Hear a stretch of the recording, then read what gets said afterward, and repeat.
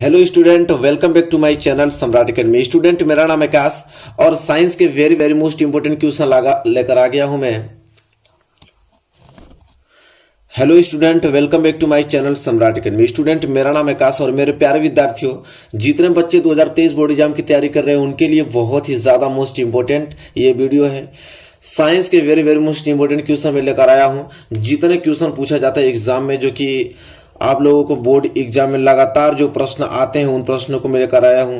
Previous year के भी paper इसमें जितने क्वेश्चन पूछे गए तो सारे इंक्लूड हमने किया इंपोर्टेंट, ठीक है। और यह प्रश्न को आपको 100% किसी कीमत पे आप लोगों को तैयार कर ही लेना है, ठीक है। ये क्वेश्चन पूछेगा ही पूछेगा। अब प्रश्न यह है कि पहला प्रश्न को देखते हैं, और प्रश्न देखने से पहले वीडियो को लाइक नहीं किया तो लाइक कर दीजिए, चैनल पर नए हैं तो चैनल को सब्सक्राइब कर दीजिए। डेली वीडियोस आपको लगातार प्रोवाइड हो रही है मोस्ट इंपोर्टेंट क्वेश्चन की। पहला प्रश्न है कि ऑक्सीकरण या उपचयन अभिक्रिया को उदाहरण सही समझाइए। आराम से समझिएगा, एक एक स्टेप पूरा का पूरा समझ में आ जाएगा आप लोगों को। ऑक्सीकरण या उपचयन अभिक्रिया को उदाहरण सही समझाइए। देखिए, दोनों एक ही नाम होता है। चाहे तो कभी कभी आपको सिर्फ ऑक्सीकरण देगा कि ऑक्सीकरण अभिक्रिया को समझाइए, या तो कभी कभी सिर्फ आपको उपचयन देगा कि उपचयन अभिक्रिया को समझाइए, या तो कभी कभी योग अभिक्रिया भी दे देता है, योग अभिक्रिया को समझाइए, ठीक है। तो मैं आप लोगों को सिंपल एक बात बता दूं। देखिए, क्या होता है ऑक्सीकरण? ऑक्सीकरण मतलब होता है ऑक्सीडेशन। सिंपल, देखिए इंग्लिश शब्द से पूरा आसानी से याद हो जाएगा। क्या हो जाएगा? ऑक्सीडेशन। ऑक्सीडेशन को तोड़ूं तो हो जाएगा ऑक्स प्लस एडिशन। क्या हो जाएगा? ऑक्स प्लस एडिशन हो जाएगा। ऑक्स ऑक्स मतलब होता है ऑक्सीजन, एडिशन मतलब जुड़ना। जिसमें ऑक्सीजन जुड़ता है तो वो उपचयन या ऑक्सीकरण या योग अभिक्रिया कहलाएगा, ठीक है। बस, ऑक्सीजन का जुड़ना उपचयन, ऑक्सीकरण या योग अभिक्रिया कहलाता है। सिंपल। तो चलिए, ऑक्सीजन अगर जुड़ रहा है तो हाइड्रोजन की कमी होगी। सिंपल बात है, ऑक्सीजन अगर जुड़ रहा है तो हाइड्रोजन की कमी होगी। चलिए, बस समझ में आ गया ना कंसेप्ट। आइए, यही चीज लिखा हूं मैं यहाँ पे कि वह रासायनिक अभिक्रिया जिसमें ऑक्सीजन में वृद्धि, और जुड़ेगा तभी तो वृद्धि होगा। वह रासायनिक अभिक्रिया जिसमें ऑक्सीजन में वृद्धि या हाइड्रोजन में क्या हो, कमी हो, तो ऐसी अभिक्रिया को ऑक्सीकरण अभिक्रिया कहते हैं, या उपचयन अभिक्रिया कहते हैं, या तो योग अभिक्रिया कहते हैं।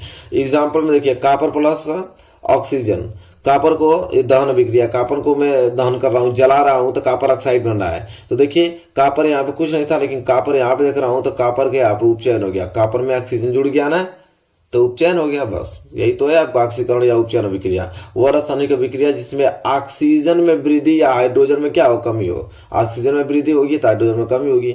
ऐसे अभिक्रिया को हम ऑक्सीकरण अभिक्रिया कहते हैं। बात खत्म। कोई दिक्कत है क्या आप लोगों को? बताइए। कोई दिक्कत नहीं है। चलिए, ये प्रश्न पहला क्लियर हो गया अच्छे तरीके से। क्वेश्चन आता है, आई होप आपको क्लियर हो गया होगा क्वेश्चन नंबर पहला। एग्जाम्पल भी समझ में आ गया आप लोगों को कि कॉपर ऑक्साइड में उपचयन हो रहा है। कॉपर में कॉपर ऑक्साइड का, ठीक है। अरे इस तरह बोलेंगे हम लोग कि कॉपर ऑक्साइड में कॉपर का क्या हो रहा है, उपचयन, ऑक्सीजन जुड़ रहा है कॉपर में। बात खत्म। आइए, क्वेश्चन नंबर दूसरा। क्वेश्चन नंबर दूसरा क्या है?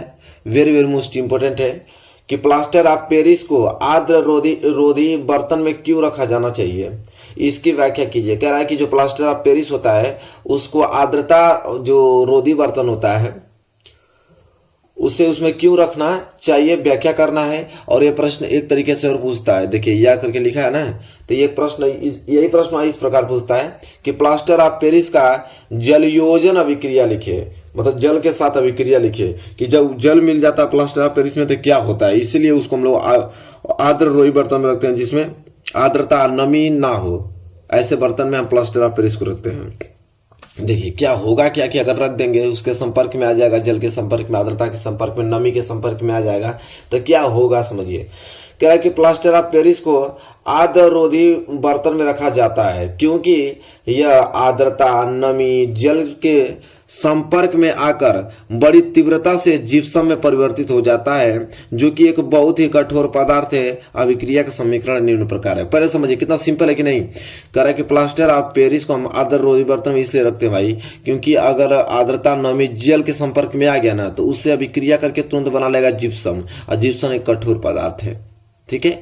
तो चलिए रिएक्शन भी देख लीजिए। यहाँ पे रिएक्शन है यहाँ पे कि प्लास्टर ऑफ पेरिस का रासायनिक सूत्र क्या होता है, कैल्शियम सल्फेट CaSO4 और 1/2H2O, जल के आधा अणु मिलकर प्लास्टर ऑफ पेरिस बनाता है। तो प्लास्टर ऑफ पेरिस का क्या हो जाएगा, CaSO4 1/2H2O होता है। अगर जल उसमें मिल गया, ठीक है, जल अगर अभिक्रिया कर लिया है इसके साथ, तो समझ लीजिए जिप्सम बना देगा, CaSO4 2H2 बना देगा, जिप्सम बना देगा, जो कि क्या है, एक कठोर है, जो कि क्या है, कठोर है। इसलिए भाई हम लोग आपके आर्द्ररोधी बर्तन में रखते हैं, क्योंकि नमी उसमें ना आती है। अरे आर्द्ररोधी मतलब कि वैसे बर्तन में जिसमें आर्द्रता, नमी, जल से कोई संपर्क ना हो, तो रिएक्शन ही करेगा नहीं, जिप्सम बनाएगा ही नहीं। और थोड़ा सा भी संपर्क में आ गया कि नहीं, जिप्सम बना देगा। तो यही प्रश्न तो पूछा है, इसमें क्या हुआ, हमको तो बहुत बड़ी बात पूछ दिया उसने।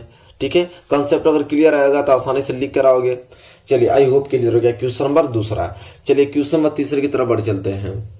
अगला प्रश्न क्या, अगला प्रश्न क्या है, अगला प्रश्न यह है कि उदासीनीकरण अभिक्रिया क्या है, 2 उदाहरण दीजिए। वेरी वेरी मोस्ट इंपोर्टेंट है।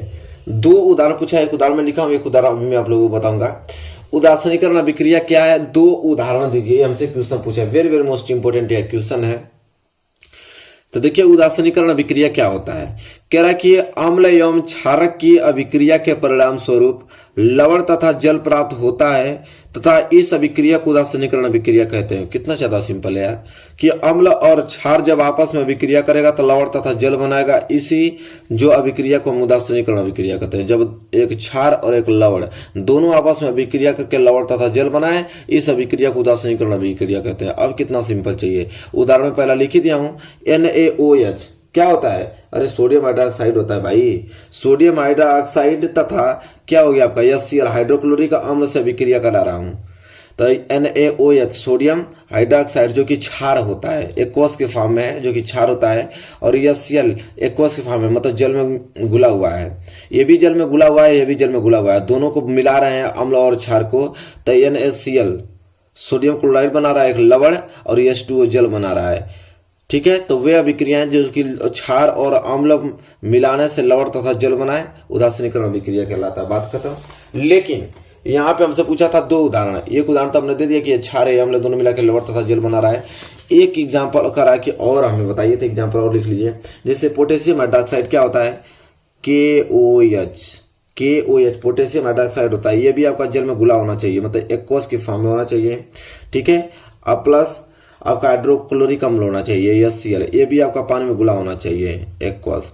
तो ये हाइड्रोक्लोरिक अम्ल रहते हैं तो अम्ल हो गया। ये आपका हो गया पोटेशियम हाइड्रोक्साइड जो कि क्या है, क्षार है। तो अम्ल और क्षार मिल रहा है, देखिए बनाएगा क्या आपका, तो बनाएगा KCl। क्या बनाएगा, KCl पोटेशियम क्लोराइड, जो कि ये भी एक्वस की फॉर्म में ही रहेगा। दोनों पानी में घुला है तो ये भी पानी में घुला ही रहेगा, एक्वस की फॉर्म में। ये क्या है, लवण है।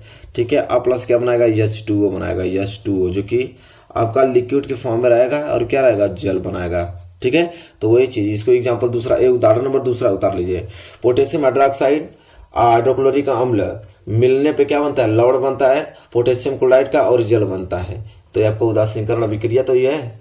चलिए, कि अम्ल और क्षार के मिलने से लवण तथा क्या बनता है, जल बनता है। क्लियर हो गया ना। चलिए आगे बढ़िए। क्वेश्चन नंबर क्या है आप लोगों का, तीसरा। आई होप आप लोगों को क्लियर हो गया होगा तीसरा नंबर क्वेश्चन। इसके बाद अगर हम आगे बात करें तो क्वेश्चन नंबर 4 आ जाता है। वेरी वेरी मोस्ट इंपोर्टेंट, छोटा प्रश्न, इंपोर्टेंट प्रश्न, कि निस्तापन तथा वर्जन में क्या अंतर है। ठीक है, कह रहा है कि निस्तापन किसे कहते हैं, वर्जन किसे कहते हैं, समझिए। कह रहा है कि निस्तापन में अयस्क को निम्न ताप पर वायु की अनुपस्थिति या कम मात्रा में गर्म किया जाता है, जबकि भर्जन में अयस्क को उच्च ताप पर बिना पिघलाए वायु की नियंत्रित मात्रा में गर्म किया जाता है। बस निस्तापन जब होगा तो इतना याद रखिएगा कि निस्तापन में जो अयस्क को गर्म करते हैं ना, तो अयस्क को गर्म करते हैं तो 2 सिचुएशन में, या तो वायु रहेगा ही नहीं, मतलब वायु की अनुपस्थिति में, या तो वायु रहेगा तो बहुत कम मात्रा में वायु रहेगा। वहां पे गर्म करने की प्रक्रिया को क्या कहते हैं हम लोग, यहाँ पर निस्तापन कहते हैं। अब भर्जन में क्या होता है कि भर्जन के अयस्क को हम लोग बहुत हाई टेम्परेचर पर गर्म करते हैं। ठीक है, कह रहा है कि बिना पिघलाए, ये नहीं कि पूरा गर्म करके तुम पिघला दें उसको, नहीं। भर्जन में जो अयस्क को उच्च ताप पर गर्म करते हैं बिना पिघलाए, और वायु की नियंत्रित मात्रा में, मतलब वायु रहेगा वहां पे, वायु की उपस्थिति में उसको हम लोग पिघलाते हैं। तो वायु की नियंत्रित मात्रा में गर्म किया जाता है, जिसे हम लोग क्या बोलते हैं, भर्जन बोलते हैं। तो सिंपल हो गया कि नहीं, दोनों चीज सिंपल हो गया कि नहीं, निस्तापन भी समझ आ गया आप लोग को, वर्जन भी समझ आ गया, तो दोनों क्लियर हो गया होगा, नोट कर लीजिए तुरंत। ठीक है, पूछता है कि वर्जन और निस्तापन में अंतर बताइए। ठीक है, चलिए प्रश्न नंबर 5 देखिए, प्रश्न नंबर 5 क्या है, वेरी वेरी मोस्ट इंपोर्टेंट। ये प्रश्न नंबर 5 है, क्या है कि हमारे पाचन में अम्ल की भूमिका क्या है, वर्णन कीजिए। कह रहा है कि हमारे पाचन में अम्ल की भूमिका क्या है, वर्णन कीजिए। भाई हमारे पेट में अम्ल पाया जाता है, HCl पाया जाता है, हाइड्रोक्लोरिक अम्ल पाया जाता है, उसका क्या कार्य है बताइए। तो देखिए लिखेंगे कि हमारे आमाशय में उपस्थित हाइड्रोक्लोरिक अम्ल एक अम्लीय माध्यम तैयार करता है जो पेप्सिन एंजाइम की क्रिया में सहायक होता है। यह भोजन में उपस्थित कीटाणुओं को भी नष्ट करता है। दो चीज काम करता है हाइड्रोक्लोरिक अम्ल, एक तो भाई पेप्सिन एंजाइम की क्रिया में सहायक करता है, ठीक है, पेप्सिन की सहायता करता है, ठीक है, हाइड्रोक्लोरिक अम्ल। और जो हम लोग मुख से जो खाना भोजन लेते हैं तो उससे जो बैक्टीरिया और कीटाणु अंदर हमारे पेट में चले जाते हैं बचकर, ठीक है, उनको क्या करता है, मारने का काम करता है, नष्ट करने का काम करता है। कौन, हाइड्रोक्लोरिक अम्ल। तो वही पूछा हमारे पाचन में अम्ल की क्या भूमिका है, तो अच्छे तरीके से समझ में आ गया ना आप लोगों को। दो ही भूमिका तो होता है, एक तो पेप्सिन एंजाइम की क्रिया में सहायक करता है, उसकी सहायता करता है, और कीटाणुओं को मारने का काम करता है। बात खत्म है, आगे बढ़ेंगे। ठीक है, प्रश्न नंबर 1 क्या था, 5 था। आई होप आपको क्लियर हो गया अच्छे तरीके से। प्रश्न नंबर 6 देखिए, वेरी वेरी मोस्ट इंपोर्टेंट है। प्रश्न नंबर 6 देखिए, समझ में आ रहा होगा, बहुत इंपोर्टेंट प्रश्न है कि श्वसन को परिभाषित कीजिए। देखिए श्वसन क्या होता है, कुछ लोग कहेंगे श्वसन मतलब सांस लेना। अरे नहीं यार, श्वसन मतलब सांस लेना नहीं होता है। जो सांस अंदर लेते हैं बाहर छोड़ते हैं उसको हम लोग बोलते हैं श्वास बोलते हैं। ठीक है, अरे आपका श्वसन है। देखिए श्वसन होता क्या है कि श्वसन वह क्रिया है, देखिए पूरा कम अच्छे तरीके से समझा जाएगा कि श्वसन है क्या है। श्वसन वह क्रिया है जिसमें कोशिका के अंदर कार्बनिक यौगिक को प्राय जैसे ग्लूकोज का ऑक्सीकरण होता है। ग्लूकोज का ऑक्सीकरण मतलब कि ग्लूकोज में आके ऑक्सीजन मिल जाता है, और इस क्रिया में कार्बन डाइऑक्साइड तथा ऊर्जा उत्पन्न होती है। इस ऊर्जा को विशेष एटीपी, ठीक है, अणुओं में विभवीय ऊर्जा के रूप में संचित किया जाता है। सबको मालूम कि जो हम लोग ऊर्जा ग्रहण करते हैं वो एटीपी के फॉर्म में होता है। ठीक है, एटीपी की फॉर्म में। क्लियर हो गया, विभवीय ऊर्जा के रूप में संचित किया जाता है। बहुत ही ज्यादा सिंपल है। श्वसन पूछेगा कि श्वसन क्या कहते हैं, तो मेरे प्यारे विद्यार्थी समझिए, हमारे पेट में जो भी भोजन हम लोग खाते हैं तो जाके पूरा वहां पे अंदर छोटी आंत में पूरा का पूरा ग्लूकोज फॉर्म में एकदम इंक्लूड हुआ होता है। किसमें, ग्लूकोज फॉर्म में बन जाता है। कितना कोई भी खाना खाएंगे ना उसको ग्लूकोज में ही बना देगा। वो कुछ भी खाना खाइए पीसते हुए आप लोगों का भोजन को एंजाइम मिलते हुए सबको ग्लूकोज बना देगा। मतलब C6H12 वो 6 में बना देगा। फिर हम अपने नाकों से सांस लेंगे, क्या लेंगे, ऑक्सीजन। ऑक्सीजन जाकर ग्लूकोज से मिल जाता है, और ऑक्सीजन जैसे ग्लूकोज के साथ अभिक्रिया करता है भाई, कार्बन डाइऑक्साइड बनाता है जो कि हम लोग छोड़ते हैं, जल बनाता है जो कि टॉयलेट के माध्यम से, हमारे शरीर के माध्यम से, हमारे नाक से जलवाष्प के माध्यम से जल जो है बाहर आ जाता है, और ऊर्जा बनाता है। कितना ऊर्जा आता है, 673 किलो कैलोरी ऊर्जा बनाता है। ठीक है, जिससे हम लोग बोलते हैं, चलते हैं, फिरते हैं, काम करते हैं। एनर्जी जो कि ऊर्जा हम लोगों को जनरेट मिलती है यहीं से मिलती है। ठीक है, तो श्वसन इसी को कहते हैं भाई। आई होप आपको क्लियर हो गया ना, पूरा अच्छे तरीके से बोला हूँ, अच्छे तरीके से समझाने की पूरी कोशिश किया हूँ, और आई होप आपको अच्छे तरीके से समझ में आ भी गया होगा। चलिए आगे बात करें तो अगला प्रश्न देखिए, ये बहुत ज्यादा इंपॉर्टेंट प्रश्न है और अच्छे तरीके से इसे याद कर लीजिएगा मेरे प्यारे विद्यार्थी। प्रश्न क्या है, ध्यान से सुनिए। प्रश्न यह है कि ऊष्माक्षेपी को हम दहन अभिक्रिया भी कहते हैं, तो ऊष्माक्षेपी एवं ऊष्माशोषी अभिक्रिया का क्या अर्थ है, उदाहरण दीजिए। तो भाई सिंपल है, ऊष्माक्षेपी अभिक्रिया जिसमें से क्या है, ऊष्मा निकले, हमें ऊष्मा मिले, ऊष्माक्षेपी अभिक्रिया। जिन रासायनिक अभिक्रियाओं में उत्पाद के निर्माण के साथ साथ ऊष्मा भी उत्पन्न होती है उन्हें ऊष्माक्षेपी अभिक्रिया कहते हैं। कह रहा है कि ऊष्माक्षेपी अभिक्रिया कैसे कहते हैं, जो रिएक्शन होता है, रिएक्शन के बाद जो उत्पाद आता है तो उत्पाद के साथ अगर ऊष्मा भी निकल रही है तो समझिए कि उन्हें ऊष्माक्षेपी अभिक्रिया कहते हैं। जैसे उदाहरण में प्राकृतिक गैस का दहन, तो प्राकृतिक गैस आपका मीथेन है। मीथेन को देखिए जलाने पे, मीथेन CH4 जो कि गैस है, और O2 ऑक्सीजन गैस जो कि उसके जलाने पे कार्बन डाइऑक्साइड गैस बनना है, H2 आप लोगों का जल के रूप में बनना है, यहाँ पे जेल लगा है, गैस के रूप में बनना है, और प्लस ऊष्मा निकल रही है। तो भाई ये क्या कहलाएगा, ऊष्माक्षेपी अभिक्रिया। देखिए उत्पाद के साथ ऊष्मा निकल रहा है ना, वह रासायनिक अभिक्रिया जिसमें उत्पाद के साथ, देखिए उत्पाद के साथ, ये उत्पाद है ना, उत्पाद के साथ ऊष्मा निकल रही है, ऊष्माक्षेपी या दहन अभिक्रिया कहलाती है। बात खत्म।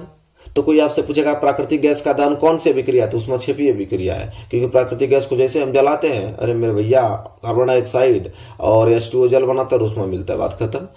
चलिए दूसरा है उष्मा शोषी अभिक्रिया कहते हैं। तो भाई उसमें उष्मा निकल रहा है, इसमें उष्मा खर्च होगा, ठीक है। रासायनिक अभिक्रिया करने के लिए हमें उष्मा चाहिए, पहले ही चाहिए, तब वो रासायनिक अभिक्रिया होगी, उसे बोलते हैं उष्मा शोषी अभिक्रिया। जिन रासायनिक अभिक्रियाओं में ऊर्जा अवशोषित होती है, मतलब ऊर्जा खर्च होती है, उस बनाने में खर्च होती है, उन्हें उष्मा शोषी अभिक्रिया कहते हैं। भाई सिंपल उदाहरण देखिए, नाइट्रोजन और ऑक्सीजन, ठीक है। तो नाइट्रोजन को जब ऑक्सीजन में जलाएंगे हम, तो मेरे प्यारे विद्यार्थी पहले हमें कुछ ना कुछ ऊर्जा की जरूरत पड़ेगी, तब जाके यह जलेगा। तो इसको ऐसे लिखेंगे, नाइट्रोजन और ऑक्सीजन मिलकर NO बना रहा है, 2NO बना रहा है, ठीक है, संतुलित कर दिए हैं इसको। तो यहाँ पे देखिए उष्मा खर्च हो रहा है, तो माइनस का चिन्ह लगाया हूँ, तो माइनस लगाइए, या तो इधर ये प्लस रख लीजिए कि मतलब जलाने के लिए पहले हमें ऊर्जा चाहिए, तब जाके ये जल के NO बनाएगा। तो दो तरीके से लिखा जा सकता है, या तो उत्पाद में घटा दीजिए, या तो अभिकारक में जोड़ दीजिए, बात है खत्म, ठीक है। उष्मा शोषी अभिक्रिया करेगा जिन रासायनिक अभिक्रिया में ऊर्जा अवशोषित होती है, ऊर्जा नष्ट होती है, ऊर्जा खर्च होती है, उन्हें उष्मा शोषी अभिक्रिया कहते हैं। चलिए यही तो प्रश्न है भाई। अगला प्रश्न देखिए, अगला प्रश्न वेरी वेरी मोस्ट इंपोर्टेंट प्रश्न क्या है कि नेत्र की समंजन क्षमता से अभिप्राय। देखिए बहुत प्यारा प्रश्न आ गया ना, छोटा ही प्रश्न है, लगातार बोर्ड एग्जाम में पूछता रहता है कि नेत्र की समंजन क्षमता से क्या अभिप्राय है। तो कह रहा है कि नेत्र की वह क्षमता जिसके कारण वो अपनी फोकस दूरी को समायोजित करके निकट तथा दूरस्थ वस्तुओं को फोकसित कर लेता है, नेत्र की समंजन क्षमता कहलाता है। देखिए नेत्र की समंजन क्षमता के कारण ही कोई वस्तु अगर दूर रखी रहती है तो उसको हम आराम से स्पष्ट देख पाते हैं। अगर वो अचानक से आपकी आंखों के नजदीक लिया जाए तो अचानक से देख नहीं पाएंगे, लेकिन फोकस दूरी को समायोजित कर लेंगे, अपनी समंजन क्षमता फोकस दूरी को समायोजित करके फिर ध्यान से देखेंगे तो ये हमें नजदीक एकदम आंखों के पास रखे वस्तु हमें दिखाई देगी, हाँ भाई ये तो पेन है। तो किसके कारण हो रहा है? समंजन क्षमता के कारण तो हो रहा है। तो नेत्र की वह क्षमता जिसके कारण वो अपनी फोकस दूरी को समायोजित, फोकस दूरी को बड़ा करता है, छोटा करता है, आंख को बड़ा करना, छोटा करना, फोकस दूरी को समायोजित करके निकट या दूरस्थ वस्तुओं को फोकसित कर लेता है, और नेत्र की क्या कहलाता है? यही समंजन क्षमता कहलाता है। तो ये प्रश्न रटे होने चाहिए, आपको बिल्कुल रटे होने चाहिए, ठीक है। आई होप आपको क्लियर हो गया ना। प्रश्न नंबर दूसरा। आइए अगला प्रश्न। अगला प्रश्न यहाँ पे है कि पूर्णरूप भवन का क्या तात्पर्य, उदाहरण सहित समझाइए। Very very most important question यह है मेरे प्यारे विद्यार्थियों कि पूर्णरूप भवन का क्या तात्पर्य, उदाहरण सहित समझाना है। तो पूर्णरूप भवन मतलब कि पुनः से निर्माण होना, उसको काट के फेंक दीजिए फिर वो निर्माण हो जाएगा, मतलब यही है। क्या है आगे बताता हूँ। देखिए स्पंज हाइड्रा, ये छोटे छोटे बहुत जीव है, जो स्पंज हुआ हाइड्रा हुआ, बहुत छोटे छोटे जीव है। तो स्पंज और हाइड्रा आदि जीवों को दो या दो से अधिक भागों में काटने पर प्रत्येक भाग अपनी कमियों को पूरा करके एक पूर्ण जीव बना लेता है। मतलब स्पंज और हाइड्रा एक छोटे भाग है, मान लीजिए कि यह स्पंज और हाइड्रा है। अगर इसको मैं खुद छोटे छोटे छोटे छोटे टुकड़ों में काट दूंगा तो कहूंगा अरे ये तो मर गया। नहीं भाई, छोटे छोटे टुकड़ा में काट दिया ना तो ये अलग टुकड़ा हो गया। जैसे इसको मैं काट दूंगा तो ये टुकड़ा अलग हो गया ना, तो ये टुकड़ा ही अपने आप में एक जीव धारण कर लेगा भाई, ये जीव बना लेगा, फिर ये चलने फिरने लगेगा। इतना खतरनाक होता है। तो इसको 100 टुकड़ा में कर देंगे ना तो 100 टुकड़ा अपने आप में एक पूर्ण जीव बन जाएगा। तो वही करा कि स्पंज हाइड्रा आदि जीवों को दो या दो से अधिक भागों में काटने पर प्रत्येक भाग अपनी कमियों को पूरा करके एक पूर्ण जीव बना लेता है।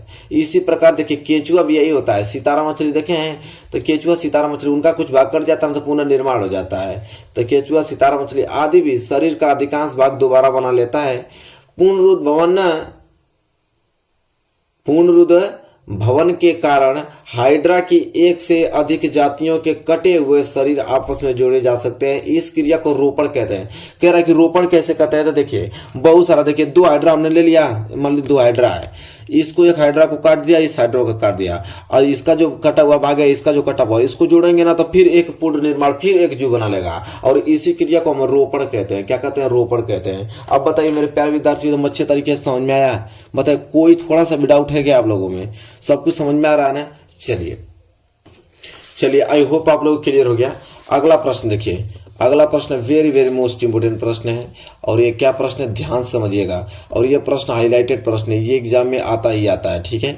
क्या है कि वियोजन अभिक्रिया को संयोजन अभिक्रिया के विपरीत क्यों कहा जाता है? इन अभिक्रियाओं के लिए समीकरण लिखिए। कह रहा ना कि वियोजन जो अभिक्रिया है ना, संयोजन अभिक्रिया का उल्टा है। अब उल्टा क्यों कहते हैं, और इन्हीं अभिक्रियाओं के लिए समीकरण भी लिखना है। तो चलिए भाई देखते हैं उल्टा क्यों है वियोजन अभिक्रिया संयोजन अभिक्रिया से। देखिए संयोजन अभिक्रिया में दो या दो से अधिक अभिकारक मिलकर एक उत्पाद का निर्माण करते हैं। समझ रहे हैं ना, संयोजन अभिक्रिया में क्या होगा ना कि दो या दो से अधिक अभिकारक मिलकर एक उत्पाद, ओनली फॉर वन उत्पाद निर्माण प्रोडक्ट बनाएंगे, एक उत्पाद का निर्माण करते हैं। जबकि वियोजन अभिक्रिया में क्या होता है कि एकल मतलब एक अभिकर्मक टूटकर एक या दो से अधिक उत्पादों का निर्माण करते हैं। इसलिए इन अभिक्रियाओं को एक दूसरे के विपरीत कहा जाता है। तो विपरीत तो होगा ही होगा भाई, बिल्कुल होगा। अरे संयोजन में आपका क्या है कि दो तीन चीज मिलकर दो या दो से अधिक चीज मतलब दो तीन चीज मिलकर सिर्फ आप लोगों का एक प्रोडक्ट बना रही है। दो तीन चीज मिलकर सिर्फ आप लोगों का एक प्रोडक्ट बना रही है, संयोजन अभिक्रिया है। दो या दो से अधिक अभिकर्मक मिलकर एक उत्पाद बनाता है। और वियोजन में क्या होता है कि उल्टा, इस तरह कि एक अभिकर्मक टूटकर अलग अलग उत्पाद आपको बना देगा। तो विपरीत है कि नहीं बताइए। इस तरह चल रहे हैं तो संयोजन अभिक्रिया, इस तरह चल रहे हैं तो वियोजन अभिक्रिया, जस्ट उल्टा लग रहा है उसका। यह दो या दो से अधिक अभिकर्मक मिलकर एक उत्पाद बनाएगा और यह क्या होता है कि एक अभिकर्मक टूटकर अलग अलग उत्पाद बनाएंगे। तो आई होप आपको क्लियर हो गया। उल्टा तो है ही भाई, उल्टा तो है कंफर्म, दिख भी रहा है तो इसीलिए उल्टा कहते हैं। ठीक है, उदाहरण पूछा है तो देखिए उदाहरण से पूरा कंफर्म हो जाएगा। जैसे संयोजन अभिक्रिया के उदाहरण देखिए। संयोजन, कार्बन ऑक्सीजन मिलकर कार्बन डाइऑक्साइड बना रहा है। ठीक है, समझ रहे हैं, कार्बन और ऑक्सीजन मिलकर क्या बना रहा है, कार्बन डाइऑक्साइड बना रहा है। इसी तरह जल और ऑक्सीजन मिलकर H2O जल बना रहा है। मैग्नीशियम को तो हम जला रहे हैं तो मैग्नीशियम ऑक्साइड बन रहा है। तो देखिए दो अभिकर्मक मिलकर एक उत्पाद बना रहे हैं, संयोजन अभिक्रिया है। बहुत अच्छी बात है भाई। वियोजन में देखिए क्या होगा कि सिर्फ एक उत्पाद, जैसे कैल्शियम कार्बोनेट, अब कैल्शियम कार्बोनेट को गर्म कर रहे हैं तो कैल्शियम ऑक्साइड और कार्बन डाइऑक्साइड में टूट रहा है। इसी तरह lead nitrate, PbNO3 twice, PbNO3 whole twice. Lead nitrate को हम अत्यधिक गर्म कर रहे हैं तो भाई PbO लेड ऑक्साइड NO2 बना रहा है। ठीक है, और आपका क्या बना रहा है, O2 बना रहा है, ऑक्सीजन बना रहा है। ठीक है, तो भैया देखिए एक अभिकर्मक टूटकर अलग अलग उत्पाद बना रहे हैं, वियोजन अभिक्रिया। अब क्या चाहिए बताइए, यही तो है क्वेश्चन। ऐसे ही तो क्वेश्चन पूछेगा, आराम से नहीं कर पाएंगे बताइए। कोई दिक्कत है क्या आप लोगों को? बिल्कुल दिक्कत नहीं होना चाहिए। आई होप आपको क्लियर हो गया। देखिए यह प्रश्न पूछता है आप लोगों को, जरूर से देगा कि निम्न कथनों को रासायनिक समीकरण के रूप में परिवर्तित कर उन्हें संतुलित कीजिए। संतुलित करना तो देगा ही देगा भाई। इस तरह हिंदी में बोल देगा, कहेगा इसका रासायनिक समीकरण लिखो, इसके बाद संतुलित करो। तो कह रहा है कि नाइट्रोजन हाइड्रोजन गैस से संयोग करके अमोनिया बनाती है, और दूसरा है कि एल्युमिनियम सल्फेट के साथ अभिक्रिया कर बेरियम क्लोराइड एल्युमिनियम क्लोराइड एवं बेरियम सल्फेट का अवक्षेप बनाता है। अब मेरे प्यारे विद्यार्थी बताइए, देखिए कितना सिंपल है। पहला पार्ट कर रहे हैं हम यहाँ पे हम करने जा रहे हैं पहला पार्ट। पहला पार्ट क्या है कि नाइट्रोजन हाइड्रोजन गैस से संयोग करके, तो नाइट्रोजन के क्या होता है भाई, N2 गैस है तो इसके आगे G लिखेंगे। फिर कह रहा हाइड्रोजन गैस, तो ये आपका हाइड्रोजन का क्या होता है H2, ये भी आपका गैस है। दोनों मिलकर क्या बना रहा है, तो दोनों मिलकर बना रहा है अमोनिया बनाता है। क्या बनाता है, अमोनिया, मतलब अमोनिया NH3 बनाता है। अमोनिया भी गैस ही है। ठीक, अब इसे संतुलित करना है तो संतुलित कर दीजिए। नाइट्रोजन 2 नाइट्रोजन 1, इसके आगे लगा दीजिए 2, तो 2 नाइट्रोजन 2 नाइट्रोजन हाइड्रोजन, लेकिन यहाँ पे 6 हो गया, 3 दूनी के 6, तो हाइड्रोजन 6 यहाँ बनाने के लिए क्या करना पड़ेगा हमको, तो यहाँ पे 3 लगाना पड़ेगा। हो गया भाई संतुलित। कितना सिंपल है, हो गया। चलिए दूसरा पार्ट कर लेते हैं, बी पार्ट। कह रहा कि एल्युमिनियम सल्फेट के साथ अभिक्रिया कर बेरियम क्लोराइड एल्युमिनियम क्लोराइड एवं बेरियम सल्फेट का अवक्षेप बनाता है। तो पहले एल्युमिनियम सल्फेट लिखिए। एल्युमिनियम सल्फेट का क्या होता है फार्मूला, तो एल्युमिनियम और सल्फेट का क्या होता है SO4 थ्राइस। तो एल्युमिनियम सल्फेट आपका एक्वस के फॉर्म में रहेगा, मतलब जलीय विलयन, जल में घुला हुआ रहेगा। प्लस और क्या मिल रहा है भाई इसके साथ, तो एल्युमिनियम सल्फेट के साथ बेरियम क्लोराइड मिल रहा है भाई। बेरियम क्लोराइड क्या होता है BaCl2। बेरियम क्लोराइड ये भी आपका एक्वस की फॉर्म में रहेगा, जल में घुला ही रहेगा। अब दोनों मिलकर क्या बना रहे हैं, गिब्स इसे बोलते हैं। दोनों मिलकर क्या दे रहे हैं भाई, तो एल्युमिनियम क्लोराइड बन रहा है। एल्युमिनियम क्लोराइड, तो एल्युमिनियम क्लोराइड का AlCl3 एल्युमिनियम क्लोराइड जो कि अभी पानी में घुला हुआ रहेगा। और प्लस अवक्षेप किसका बनना है भाई, बेरियम सल्फेट का अवक्षेप कठोर होता है। बेरियम सल्फेट का अवक्षेप बन रहा है, तो बेरियम सल्फेट का क्या होता है BaSO4 बेरियम सल्फेट। अवक्षेप है भाई, तो किस में होगा, सॉलिड में होगा। संतुलित करना है, कैसे होगा तो कर लेते हैं ना भाई। यहाँ पे देखेंगे हम, देख रहे हैं कि यहाँ पे एल्युमिनियम कितना है, यहाँ पे 1, यहाँ पे भी एल्युमिनियम है SO4 थ्राइस SO4, ठीक है। अब यहाँ पे SO4 3 बार है, यहाँ पे SO4 1 बार है, ना इंसाफी 3 लगाइए तो SO4 3 बार आ गया, लेकिन बेरियम 3 हो गया भाई। बेरियम 3 के चक्कर में 3 यहाँ पे लगा दीजिए, 3 बेरियम हो जाएगा। लेकिन क्लोरीन कितना हो गया, 3 दूनी के 6, क्लोरीन कितना हो गया, 3 दूनी के 6, तो यहाँ पे 2 लगा देंगे तो यहाँ पे भी क्लोरीन जो है 3 दूनी के 6 हो गया भाई। संतुलित पूरा हो गया, नंबर पूरा मिल गया। तो देखिए मेरे प्यारे विद्यार्थी, इतना सारा मोस्ट इंपोर्टेंट क्वेश्चन आप लोगों को बताया, तैयार है तो याद रखिए कि इसमें से जरूर 100% आप लोगों को बोर्ड एग्जाम में पूछा जाएगा, गारंटी मेरी है। तो आई होप आपको क्लियर हो गया। मेरे प्यारे विद्यार्थी, वीडियो आपको कैसी लगी बताइए। वीडियो अच्छी लगी हो तो प्लीज लाइक कीजिए, और चैनल पर नए हैं तो चैनल को सब्सक्राइब करके बेल आइकन को प्रेस कर लीजिए। मिलेंगे एक प्यारे से नेक्स्ट वीडियो में, तब तक के लिए धन्यवाद।